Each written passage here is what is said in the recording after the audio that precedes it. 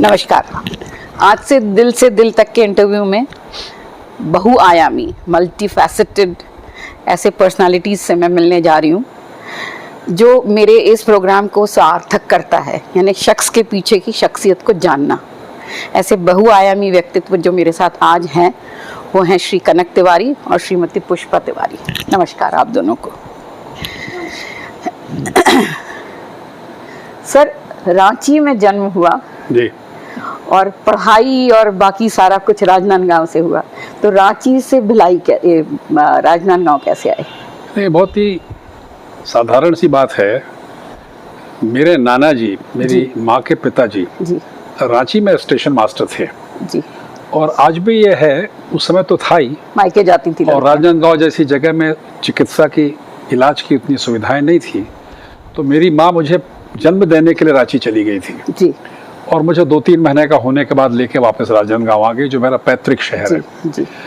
School की पढ़ाई मैंने, जो हमारे समय मैट्रिक होता था जी, 11 साल का कोर्स जी, तब तक मैं राजनांदगांव में पढ़ता रहा जी। फिर कॉलेज की पूरी पढ़ाई साइंस कॉलेज रायपुर में की, तो रांची में पैदा होने गया था। और जब 70 बरस का हुआ, दुर्भाग्य से ज़्यादा उम्र हो गई है, तो 70 बरस का जब हुआ तब मैं अपने जन्म स्थान को देखने गया था। तो लोगों को अचरज हुआ कि 70 बरस बाद कोई आदमी ऐसा है जो अपनी जिस जगह पैदा हुआ स्टेशन मास्टर का बंगला देखने आया। वो बंगला नहीं है जी, बंगला के रूप में नहीं है, बिल्डिंग है जी, जी। उसमें कोई क्लर्क रहता है जी, बंगाली परिवार है जी। तो वो इतने खुश हुए जी, उन्होंने हमारे नारियल दिया, हमारे तिलक लगाया, हमको हार पहनाया, हमको मिठाई खिलाई, और बोले जीवन में पहली बार ऐसा हम देख रहे हैं कि 70 बरस का कोई आदमी अपने जन्म स्थान को, उस कमरे को देखने आया जहाँ उसकी माँ ने उसको जन्म दिया है जी। मैं खोज पाया था। सर, बीएससी के बाद आपने शायद एमए इंग्लिश लिटरेचर किया जी, तो साइंस से आर्ट स्ट्रीम में? वो एक कहानी है। मैं जब बीएससी प्रीवियस में था, हमारे समय 2 साल का बीएससी था, प्रीवियस में परीक्षा नहीं होती थी, फाइनल में होती थी। मैं हॉस्टल में रहता था जी, तो क्रिकेट खेलने में क्रिकेट की गेंद मेरी पीठ में लग गई और उससे अंदर मवाद बन गया, एब्सेस फॉर्म हो गया जी, जी।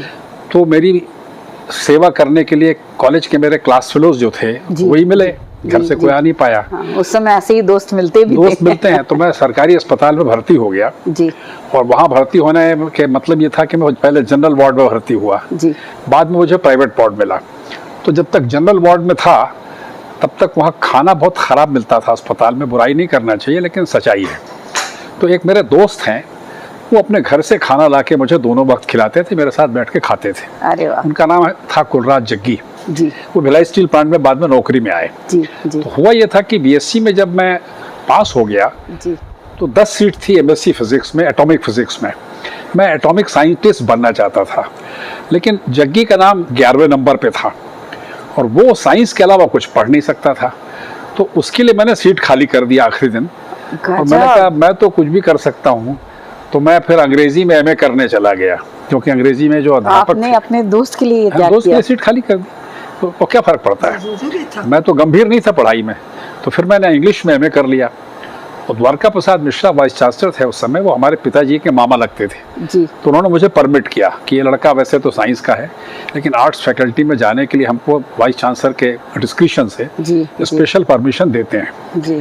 तो वो मैंने कर लिया, और करने के बाद मैं 8 साढ़े 8 साल पढ़ाता भी रहा जी, कॉलेज का अध्यापक बन गया। और फिर आप एलएलबी में कैसे चले गए? मतलब आपका शायद युवा अवस्था से ये बहुआयामी दिखने लगा था पहले। अब बहुआयामी तो नहीं है, साइंस से इंग्लिश और इंग्लिश से एलएलबी। वो एक पत्थर जो बोलते हैं ना, भटकता रहता है, उसमें काई नहीं लगती।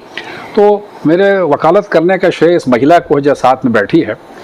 इससे ब्याह करने के बाद मुझे आखिरी तनख्वाह मिली थी 8.5 साल के बाद 510 रुपए।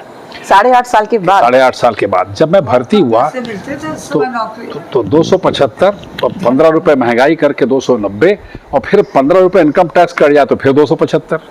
तो ऐसे 8 साल तक चलाया। हमारे पास 2 जोड़ी कपड़े थे जी, तो कहीं शादी ब्याह में भिलाई में काफ़ी लोग बुलाते थे, तो 2 जोड़ी कपड़े में उसी को बदल बदल के पहन के जाते थे, और बड़ी हालत ख़राब थी। तो फिर ये तय किया कि भूखा क्या करेगा, या तो इस तरफ या उस तरफ जी। तो अंग्रेजी में एक अध्यापक थे मेरे, इस मायने में कि वो लेखक हैं लेकिन मेरे अध्यापक हैं जी। वो है George Bernard Shaw. Oh George Bernard Shaw, Aldous Huxley, दो बड़े अंग्रेजी के विचारक हैं 20वीं सेंचुरी के जी।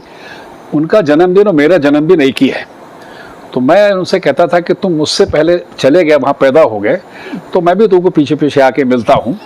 बर्नार्ड शॉ ने एक बात कही है कि मैं जब लेखक बना या 20 जुलाई 26 जुलाई तो मैं जब ड्रामेटिस्ट बना तो मैंने तय कर लिया कि either I will succeed in the attempt और I will perish in the attempt, या तो मैं जिंदा रहूंगा या मर जाऊंगा, लेकिन काम ये करूंगा।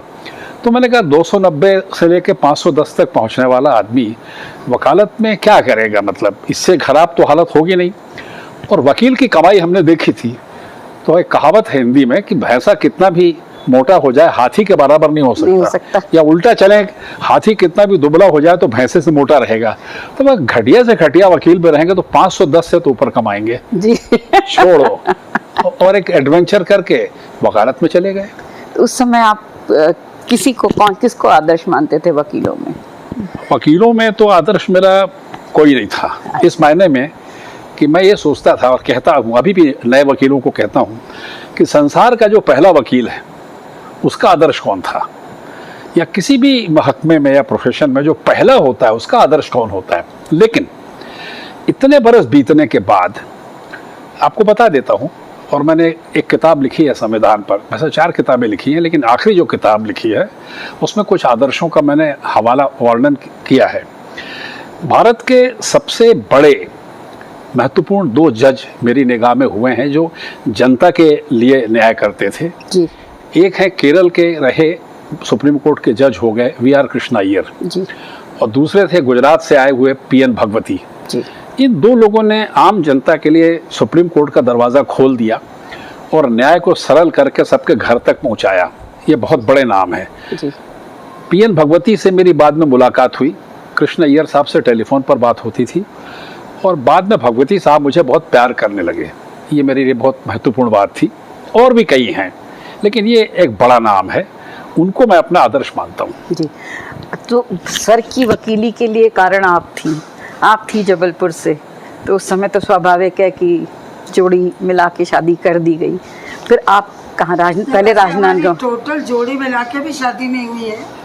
हमारे माँ ने इनको देख लिया था जी, और इनका एक भाषण सुन लिया था, और उस भाषण को ये हमारी माँ को रिक्शे में बैठा के सुनवाने ले गए थे।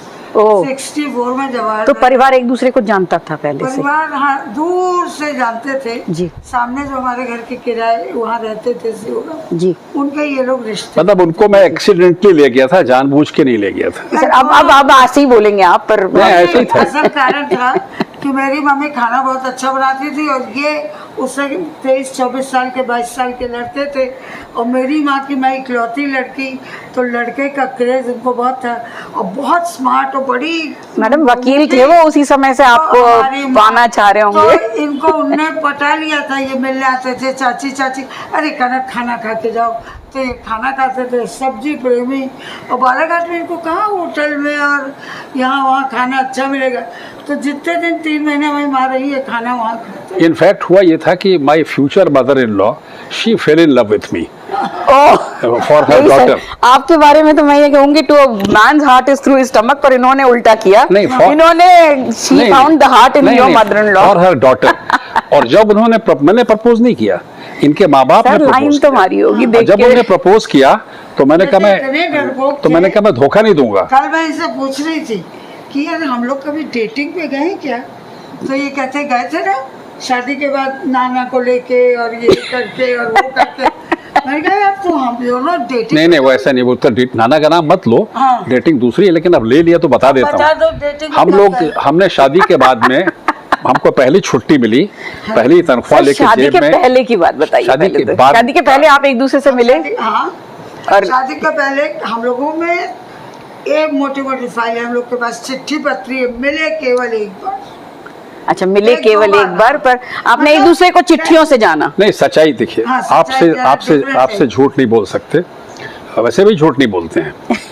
हाँ, हमने बालाघाट में जब इनके घर में आना जाना हमने शुरू किया, पुरानी पहचान थी जी। थोड़ी सी पुरानी पहचान थी जी। इनकी पढ़ाई लिखाई और रहना बहना इनके पिताजी का सिहोरा रोड स्टेशन है जबलपुर के पास, वहाँ मेरे चाचा की ससुराल थी जी। तो मैं गर्मी की छुट्टियों में वहाँ चला जाता था कई बार। मैंने उन्हें देखा। अब उस शहर में कोई हमारे जान पहचान का दूर का भी रिश्ते में हो सकता है आए जी। और बालाघाट एक जगह है, उसका एक्चुअली नाम बालाघाट है लेकिन बाला वहाँ कोई मिली नहीं जी। हाँ, तो वहाँ पर होटलों में खाना खाते थे। तो बालाघाट के पानी में आज भी है कि ऊपर गिलास रख दीजिए तो ऊपर अभ्रक माइका तैरता जी, जी, हाँ, ये है मैंने और भी सुना नीचे है। मैंगनीज का डस्ट आ जाता जी, है। जी, जी। तो उस उम्र में भी हालत बहुत खराब थी, तो खाने के पीछे जी। ईमान बेच सकते थे। तो उनकी माँ ने इशारा किया और मैंने भी उस इशारे को देखा पकड़ नहीं लिया था मुझे, मैं तो कॉलेज में और थी। खाना शुरू किया। जी उसी दरमियान एक दिन उन्होंने सूचना दी कि मेरी बेटी यहाँ आने वाली है। जी। अच्छा, आप हॉस्टल में थे? ये हॉस्टल में जबलपुर में थी, जी, ये बड़े जी, शहर में थी। जी। तो मैंने दूर से इनको मार्केट में देखा। कार में बैठे हुए। हाँ, तो मेरे पास तो साइकिल थी, तो दूर से मैंने देखा इनकी कार को अपनी साइकिल से। लेकिन मुझे एक स्ट्राइक किया, वो बहुत कम होता है लेकिन मुझे स्ट्राइक किया कि इस महिला को मैं पिछले जन्म से ढूंढ रहा हूँ, ये कहीं गुम गई थी। और मेरे मन में आया, So, deja vu। हाँ, आई डिड नॉट शेयर। मेरे मन में आया कि I will marry this girl, ये तो पिछले जन्म में। तब आपको ये नहीं पता था कि उन्हीं नहीं, नहीं, ये कौन है पता नहीं था, इनको देखा अंदाज से कि यही है। फिर ये घर आ गई एटसेट्रा, फिर वो बात चली। हुआ ये था, नहीं, मैं तो भैया नहीं, तुम अपने घर लौट के आई तो मैं तुम्हारे घर तो आता ही रहता था ना, मुझे खाने के समय पे पहुंचता मेरी था। माँ ने इतनी कोशिश की कि एक बार लड़का लड़की को बालाघाट में, अरे अभी पूरा शादी तो होने दो, बाहर दिखा लाए, ये गए नहीं, इतने डर के। हुआ क्या, असल देखिए गंभीर बात है वो। असल में मैं जवाहरलाल नेहरू को बहुत प्यार करता हूँ। जी नेहरू डाइड ऑन 27 मई 1964। जी नेहरू के मरने का मुझे बहुत धक्का लगा जी और उनके मरने के बाद 14 नवंबर उनका जन्मदिन आया। जी। तब तक मैं बालाघाट कॉलेज में दिसंबर से और नवंबर के बीच में 8-10 महीने हो गए थे। जी। तो I was the youngest teacher of that college. तो बच्चे मुझे बहुत प्यार करते थे, मैं पढ़ाता रहता था, कोई समय मेरे पास काम नहीं था। द हैंडसम इंग्लिश और टीचर। पब्लिक फंक्शंस में भी जाके बोलता था।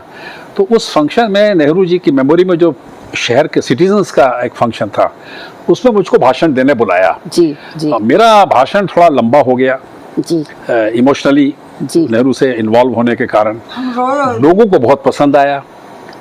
तो मेरी मदर इन लॉ जो होने वाली थी वो बैठी थी, फिर उन्हीं के साथ मैं इनके घर लौटा और फिर उन्होंने अपने पति से बात की, इनके पिता से, और फिर वो कहानी इनको मालूम होगी, इनके घर का मुझे क्या पता। लेकिन Jawaharlal Nehru was responsible for your marriage, मतलब the marriage was made by Jawaharlal Nehru, ऐसा कहना शादी चाहिए। पक्की करने हमारे यहाँ जी। छुट्टी में आए जी। और मैंने एक शर्त रख दी कि या तो मैं MSc करूंगी, मेरे पिता की बहुत मन था कि मैं पोस्ट ग्रेजुएट हूँ, और इनका था जल्दी शादी करोगे तो मैं लौट के कॉलेज में पढ़ने नहीं जाऊँगी। ये मैं खंडन करूंगा, खंडन करना भी एक अच्छा धर्म है भारत में। मैंने कहा था कि मैं शादी करने को आपकी बिटिया से तैयार हूँ, लेकिन मेरी वाइफ को पोस्ट ग्रेजुएट होना चाहिए, क्योंकि मैं पोस्ट ग्रेजुएट खुद हूँ। और मेरा इरादा था कि इनकी नौकरी कराऊंगा, अपने सारे 2 प्रोफेसर रहेंगे, काम चल जाएगा। हम लोगों में एक बहुत खराब आदत है कि हम दोनों एक जैसा सोचते हैं, एक जैसा बोलते हैं, तो कई बार कंफ्यूज हो जाते हैं कि ये बात इनिशिएटिव मैंने बोली थी या इन्होंने। किसका इनिशिएटिव था? 75 इस बात पे झगड़ा होता, नहीं ये बात तो मैंने कही थी, तो कहते नहीं मैंने 75% ये होता है कि मेरी बात इनके पास रह जाती है, क्योंकि मेरी मेमोरी खराब है, मेरे रहते हैं, और 25% ये बढ़िया बना लेते हैं, क्योंकि मुझे वो सब नहीं आता। ये आज ही सुबह मैंने इनको कहा कि तुम बहुत वो वकील, वो एडवोकेट है, वकील है, तो होशियार है, ये उल्टी मेरी चिड़िया उड़ रही है। नहीं, तब एडवोकेट नहीं था ना। तो ये कहानी बना देंगे। चलिए, तो फिर LLB के पे आते हैं हम। LLB शादी के समय में प्रेग्नेंट थी जी, और मेरी डॉटर होने वाली थी। लड़का तो था और कॉलेज में ये नौकरी करते थे। हम सेक्टर 9 के पास, सेक्टर 9 में ही रहते थे, किसी दोस्त के सबलेटेड क्वार्टर में।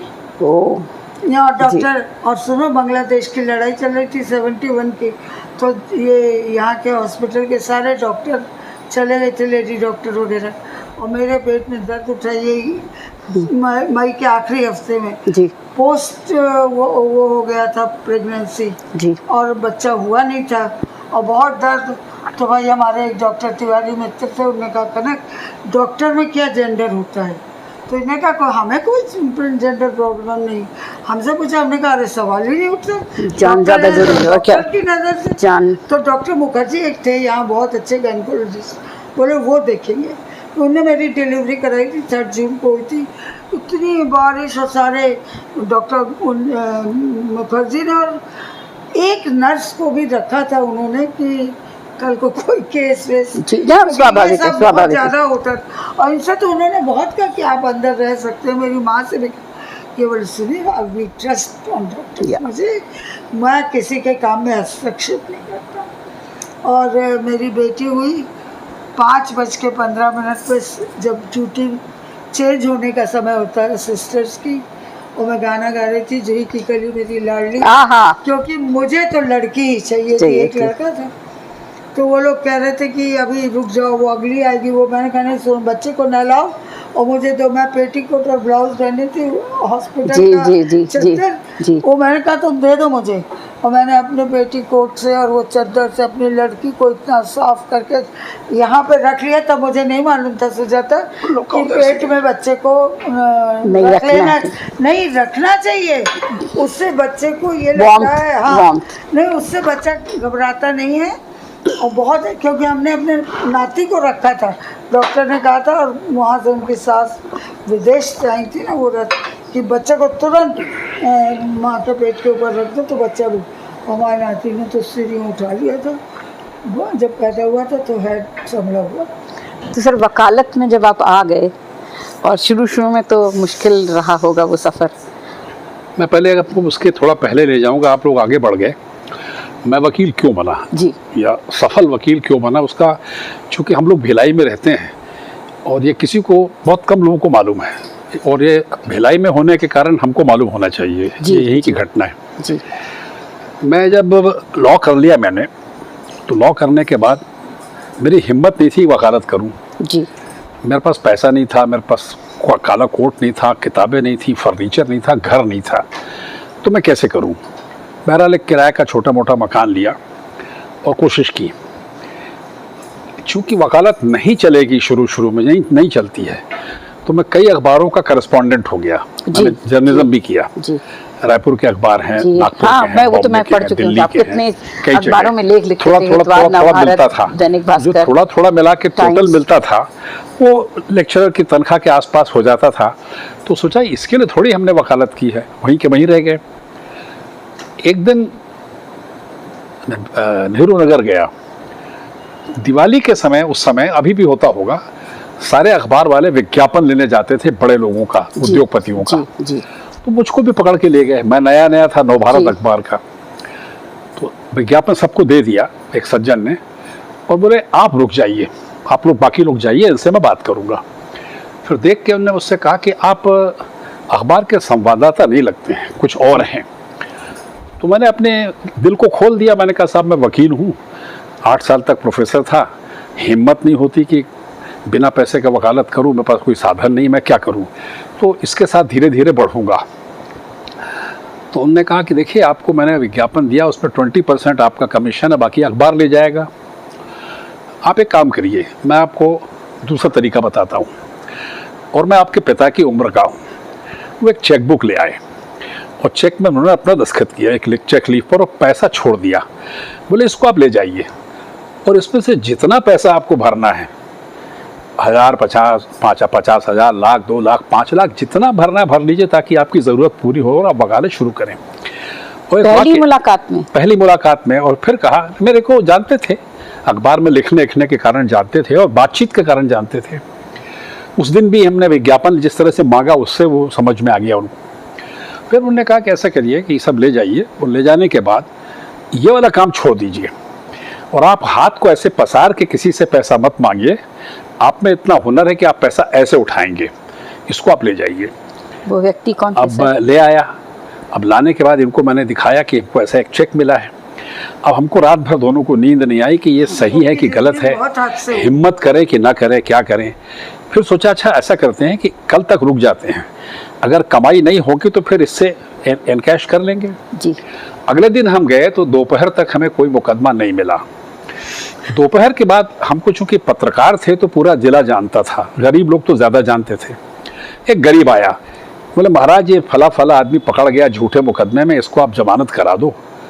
और छोटे मोटे केस में जमानत हो जाती है, वकील खड़ा हो जाता है। तो मैंने उसको ले लिया उसने मुझे 20 रुपए दिए अपनी जेब से, उसके पास पैसा नहीं था।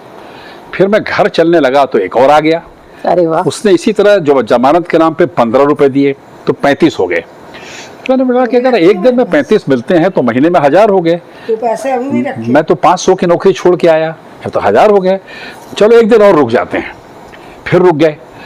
अब हम रुके रहे लेकिन कुछ ना कुछ हमको मिलता रहा। जी जी थोड़े दिन बाद उनकी खबर आई कि आपको साहब बुला रहे हैं, क्योंकि दिवाली के पहले की बात है। जी जी। तो उन्होंने कहा दिवाली की मिठाई खाने आपको बुला रहे हैं।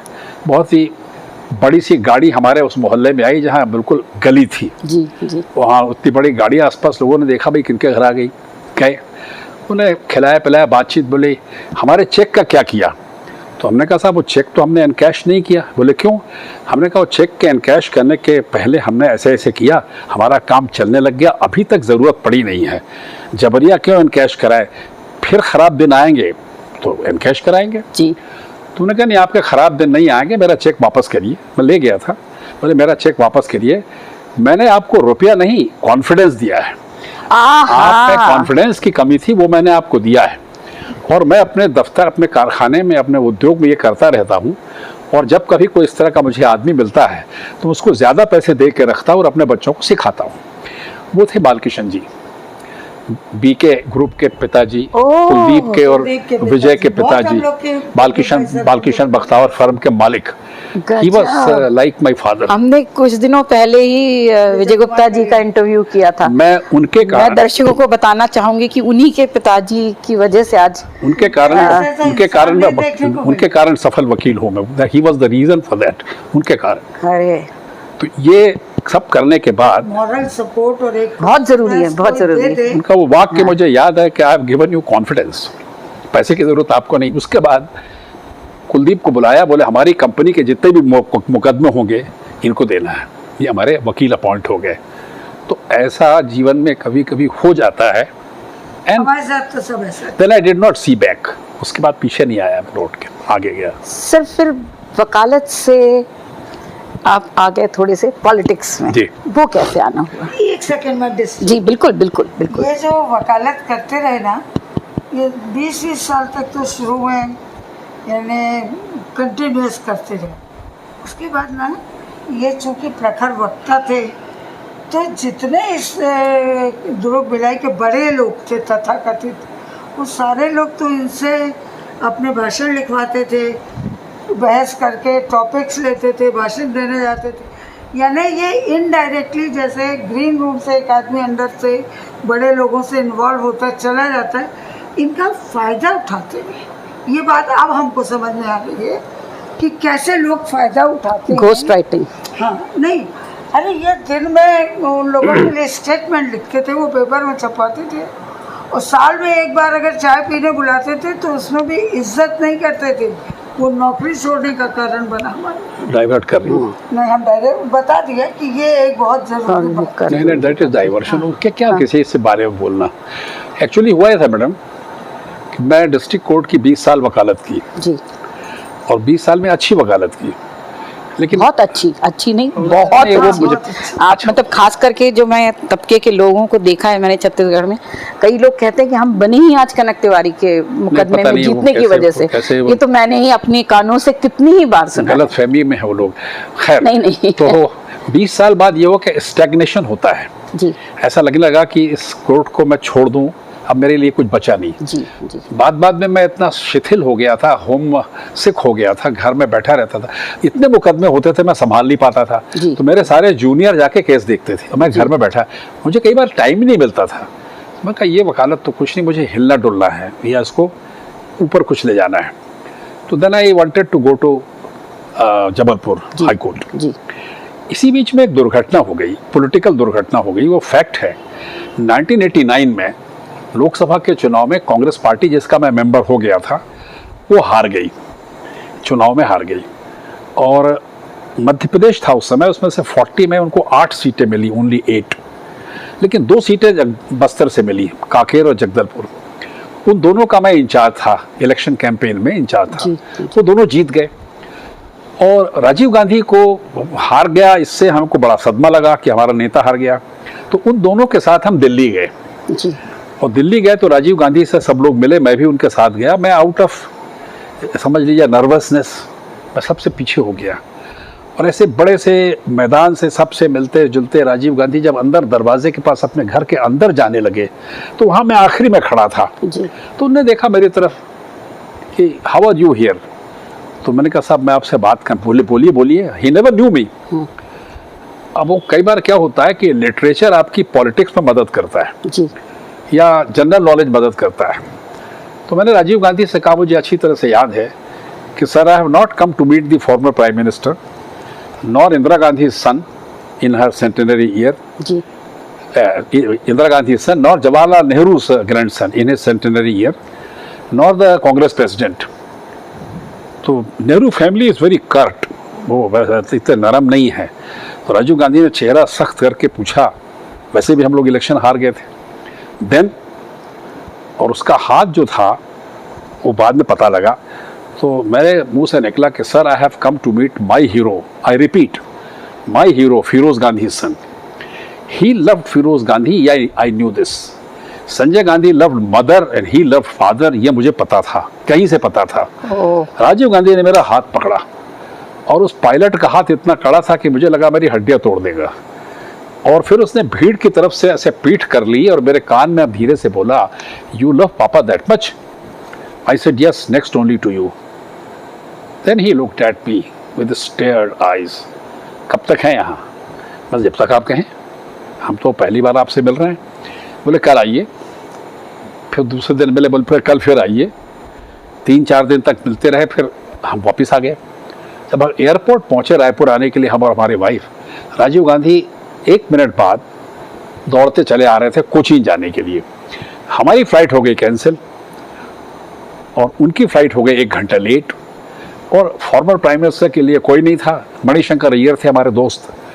तो मणि ने हमसे कहा, यार you take care of him, अभी अनाउंस किया, उसमें मोबाइल भी नहीं होता था। तो राजीव ने पूछा भी मणिशंकर से कि यू नेवर टोल्ड मी? बोले सर अभी अनाउंस किया आपके आने के बाद। तो राजीव ने मेरे कमर, जैसे उनकी स्टाइल थी और ऐसा शॉल लेने का स्टाइल था, मेरे कमर में हाथ डाला, कम। हम लोग वीआईपी लाउंज, अब मुझे 1 घंटे के लिए वीआईपी लाउंज में ले गए। सोच सकते हैं कि एक ऑर्डिनरी कांग्रेस वर्कर, भारत के प्राइम मिनिस्टर जो उसी दिन तक थे, 1 दिन पहले तक थे, उनसे 1 घंटे तक क्या बात हुई होगी, 1 hour। And that was metamorphosis Amazing of personality। And after that कहते हैं हाथ meeting, लगाओ तो मैले हो जाए ना। इतना खूबसूरत आदमी में। और सुनो, हम लोग ना जो 4 दिन मिल रहे थे उसमें हम लोगों की खूब सारी फोटो खींची गई। वो वोटर्स हमको एयरपोर्ट आने के पहले वो फोटोग्राफर दे गए और राजीव गांधी मिल गए तो सब में सिग्नेचर करवा लिया हम लोगों ने। अरे वाह। अच्छा, आफ्टर दैट मीटिंग, हमारी बात होने के बाद, then Rajiv said one thing, will you work? I said not in Delhi, मेरे पास पैसा नहीं है, मध्य प्रदेश लेवल पे करूँगा। Then without consulting any state leader or any leader whatsoever, he appointed me General Secretary of Madhya Pradesh Congress Committee। And वहाँ से मेरा जर्नी शुरू हुआ। राजीव की डेथ के बाद में वाइड आ गया फिर से। I could not work with the बुढ़ास। तो मैंने कहा बुढ़ों के साथ कौन काम करेगा, तो वहाँ से मैं जबलपुर चला गया प्रैक्टिस करने। तो 2 साल मैंने हाई कोर्ट तो मतलब राजीव गांधी जी से मिलने के बाद और जब उनकी डेथ के बाद, तब तक भी आपकी एडवोकेसी चलती रही? हाँ। अच्छा। तो उनके मरने के बाद भी चलती रही। फिर मैं जबलपुर चला गया हाई कोर्ट। 2 साल प्रैक्टिस करने के बाद अचानक से दिग्विजय सिंह सरकार में आ गए, जीत गई कांग्रेस पार्टी फिर से। He became chief minister. आखिरी किस्सा बता दें पॉलिटिकल, फिर तो दूसरा होगा। तो दिग्विजय सिंह मुझसे इसलिए बहुत प्रभावित थे कि जब दिग्विजय चुनाव लड़ रहे थे असेंबली का, तो उनका भाई लड़ रहा था पार्लियामेंट का, दोनों ने सीट एक्सचेंज कर लिया। तो चूंकि मैं कांग्रेस का जनरल सेक्रेटरी जब था, तो I was a very easily available general secretary, मुझसे कोई भी मिल सकता था, सब पूरे मध्य प्रदेश में। तो उनकी जो कॉन्स्टिट्यूएंसी के वर्कर्स थे कांग्रेस के, उनने एक शर्त लगाई। बोले आप, राजा साहब बोलते थे उनको, बोले आप तो खुद इतने राजा साहब पॉपुलर हो, आपका भाई, हमको बाहर के आदमी क्या जरूरत है, हम किसी का एहसान लेके चुनाव क्यों जीते, हम तो जीते रहे, लेकिन हमको चूंकि करना पड़ता है प्रचार, तो इस प्रचार में केवल एक आदमी आएगा, वो है कनक तिवारी, बाकी को हम नहीं चाहते। तो दिग्विजय ने बोला भाई एक आदमी ऐसे कैसे काम चलेगा? बोले नहीं, हम लोग, आप, उन्होंने वर्कर्स ने सीएम को बताया, बोले हम टेक्निक बताते हैं, भीड़ इकट्ठा करने के लिए एक पॉपुलर आदमी और है हमारे पास पार्टी में, वो आएगा और उनके साथ तिवारी जी को मेन भाषण ये देंगे, संभालेंगे वो पब्लिक को, वो भी बहुत बड़े आदमी हैं, और इन दोनों की टीम बना दो, बस चौथा तीसरा कोई नहीं। बोले वो कौन है? बोले राजेश खन्ना। तो हमने और राजेश खन्ना ने पूरा इलेक्शन संभाला। लोग तो बहुत रहे राजेश खन्ना डिम्पल के साथ, पूरा इलेक्शन संभाला। कितनी जब फोटो है। इलेक्शन खत्म हो गया तो दिग्विजय सिंह ने, कमलनाथ ने, अरविंद नेता में की ट्रियो बन गया था। इनने मुझे दिल्ली बुलाया, बोले देखिए बहुत दिन वकालत कर ली, अब वकालत छोड़िए, हमारे साथ भोपाल चलिए। तो मुझे पकड़ के ले गए, फिर लघु उद्योग निगम का अध्यक्ष बना दिया, फिर हाउसिंग बोर्ड का चेयरमैन बना दिया, फिर और कुछ कुछ किया। ऐसी कहानी है। सर ये तो आप कांग्रेस में आने की, आप गांधीयन विचारधारा से बहुत अरे आप तो प्रभावित बिल्कुल थे, ही- और गांधी पे आप मतलब मैं यूं कहूँ मेरे नॉलेज में तो आप शायद गांधी की जो ग्रामीण सेवा का जो है what is called as Gandhi's philosophy, उसमें आपसे बड़ा मुझे तो नहीं लगता, जो मैंने थोड़ा बहुत पढ़ा है, आपसे ज्यादा कोई जानकार होगा। तो क्या आपका कांग्रेस में आने के लिए गांधी वॉज द रीजन? आप पैथोलॉजिस्ट है क्या? नहीं नहीं है, मतलब इस तरह का कुछ नहीं है। यानी अंदर से, अतड़ी से सच निकालने की जो कला होती है जी। वो पैथोलॉजिस्ट में होती है। वो सब खून उन की भी जान। एक्चुअली हुआ ये है कि मैं, छोटी सी कहानी है। फिर 1969 में गांधी जी 100 साल के हुए। जी महासमुंद नाम की एक जगह है यहाँ, जी वहाँ 3 लोगों को भाषण देने बुलाया। तब तक मैं पब्लिक में बोलने लगा था। जी दादा भाई नाइक एक बहुत पुराने सर्वोदयी हैं, कृष्णनाथ एक बहुत बड़े सोशलिस्ट थे, वो मैं, हमारी उम्र में 20-20 साल का फर्क था। तो 3 जनरेशन को, पुरुषोत्तम कौशिक उस समय थे बड़े नेता समाजवादी पार्टी के, उनने बुलाया। 2 भाषण होने के बाद तीसरा मेरा था। जब मेरा तीसरा भाषण हुआ तो कृष्णनाथ जी को वाराणसी जाना था। जी। वो बोले मैं माफ़ी दीजिएगा, मेरी ट्रेन चूक जाएगी रायपुर से, मुझे चलने दीजिए। और जैसे ही मैं 1-2 मिनट बोलने लगा तब तक वो कार में बैठ नहीं पाए, तो वहाँ से वापस आ गए। बोले आपको मैं सुनूंगा पूरा, मेरा पूरा भाषण सुना। फिर मुझसे उनने कहा कि भाई हिंद स्वराज नाम की एक किताब गांधी जी ने लिखी है, जी। उस किताब का तुम्हारे नाम से तो मुंह से निकला नहीं नाम, तो ये कैसे गांधी जिसको हिंद स्वराज नहीं पढ़ा? मैंने अभी इसलिए नाम नहीं लिया, और मैं चाहती थी कि मैं अगली बार में हिंद स्वराज का तो नाम हिंद स्वराज, अच्छा मैंने नहीं पढ़ा था। जी I was 29 years old, science college lecturer. जी तो मैंने कृष्णनाथ जी से कहा कि मैंने सर हिंद स्वराज नहीं पढ़ा है। तो मैं फिर गांधी में पढ़ा क्या है, ये दिमाग में रजिस्टर हो गया। अब इसके बाद जब मैं भोपाल में अपॉइंट हुआ पॉलिटिकल पोस्ट पर, तो 1994 में गांधी जी 100 साल के हो गए। जी 125 साल के, सॉरी 125 साल के हो गए। तब एक नरसिंह राव प्राइम मिनिस्टर थे, उन्होंने पूरे कंट्री में अलग अलग स्टेट में कमेटी बनाई। तो चूंकि दिग्विजय सिंह से मेरी नज़दीकी थी, तो दिग्विजय सिंह से मैंने कहा कि गांधी को कोई सेक्रेटरी नहीं संभाल पाएंगे, मैं इसको करूँगा। तो ही अपॉइंटेड मी। बाकी देश में 2 अक्टूबर और 30 जनवरी को गांधी जी निपटा दिए गए, लेकिन मैंने 50 महीने तक खींचा, जी और 50 महीने में 100 फंक्शंस किए और जी, 75 जी। किताबें छापी। जी देश का कोई बड़ा गांधीयन छूटा नहीं। जी तो उनके साथ रहो तो फिर ये सब करो, तो पढ़ना भी पड़ता है। जी तो जैसे जैसे मैं गांधी को पढ़ता गया, वैसे वैसे मुझे लगा कि ये पारा या पत्थर है जो पानी में डूबता चला जा रहा है, निकलने का तो सवाल ही नहीं है। और जितनी किताबें मैंने एडिट करके छापी और सर्कुलेट की हैं फ्री में सरकार के पैसे से, उतनी हिंदुस्तान में आज तक किसी ने नहीं करी। तो वो गांधी मेरे दिमाग के अंदर घुस गया। और वो इसलिए भी घुसा, आखिरी उसका कारण ये था कि जब मैं 8 साल का था तो हमारे शहर राजनांदगांव में हॉकी बहुत पॉपुलर है। जनवरी का महीना था, हम जब हॉकी खेल के घर आए तो पूरे शहर में मुर्दनी छा गई, लाइटें बंद हो गई, हमारे घर में बना हुआ खाना हमको खाने को नहीं मिला। My father was a man of volatile temperament, उनकी आंख में आंसू थे पहली बार लाइफ में। तो पता लगा कोई महात्मा गांधी नाम का आदमी मार डाला गया है। वहाँ से वो कनेक्ट हुआ, तो फिर तो गांधी जी अंदर घुस गए, जी अभी भी निकल नहीं रहे हैं। जी अपेरेंटली हम, मैं दर्शकों को बता दूं कि गांधी जी की फिलॉसफी, जिसको हम हिंद स्वराज कहते हैं, उसके ऊपर किताब सर ने जो लिखी है, वैसी किताब मैंने आज तक नहीं पढ़ी। और मुझे लगता है शायद 1 या 2 ही किताबें होंगी पूरे देश में जो इस तरह की, मतलब इसको समझाते हुए, हिंद स्वराज को समझाते हुए किसी ने लिखी होगी। किसी को गांधी में अगर इंटरेस्ट है तो सर की ये किताब ज़रूर ज़रूर ज़रूर पढ़ें।